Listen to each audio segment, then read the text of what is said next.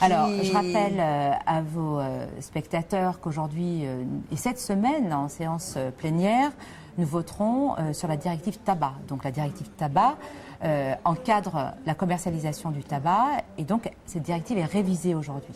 Se pose aujourd'hui la question de la cigarette électronique qui ne nous préoccupait pas plus que ça auparavant. Maintenant, il y a un grand boom, tout le monde la vend, j'allais dire. Voilà, elle est vendue par les buralistes, elle est vendue sur Internet.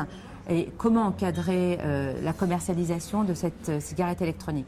Donc, oui, la cigarette électronique est un moyen de sevrage. On voit que des personnes qui ont envie d'arrêter le tabac, la cigarette classique, se tournent vers la cigarette électronique en essayant de se sevrer avec des doses de nicotine dégressives. Donc, sur la question de la dépendance existe avec la cigarette électronique, il faut le dire. 2, sur l'effet cancérigène de la cigarette, il n'y a pas de combustion qui est elle-même cancérigène, mais il y a des additifs dont on ne sait pas ce qu'ils deviendront dans l'organisme et avec le recul, on en saura plus avec les années de consommation qui nous permettront d'être beaucoup plus fins sur la réglementation. Aujourd'hui, moi, ancienne ministre de la Santé, je me préoccupe de la santé de nos concitoyens. Il n'y a pas de risque pour la e-cigarette, c'est ce qu'on disait. On ne peut pas dire, il y a le risque de dépendance, c'est avéré, c'est vrai, il y a de la dépendance quand même. Sur l'aspect cancérigène, nous n'avons pas assez de recul par rapport aux additifs qui sont utilisés dans la production de ces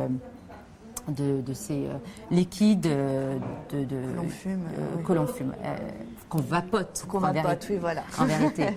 N'utilise pas. Alors donc, moi, je me situe dans la protection des consommateurs et je souhaite que cette directive soit très ferme sur cet encadrement et qu'on protège nos concitoyens européens. Parce que l'industrie du tabac veut aussi vendre les cigarettes. Là, elle commence à se dire, là, on est vraiment dans des luttes. L'industrie du tabac veut préserver son monopole de vente.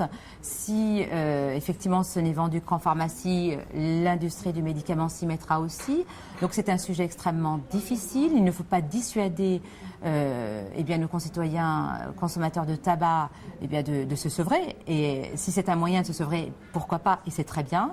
Maintenant, il faut être là aussi très ferme et protéger du mieux que nous pourrons nos concitoyens dans l'aide au sevrage.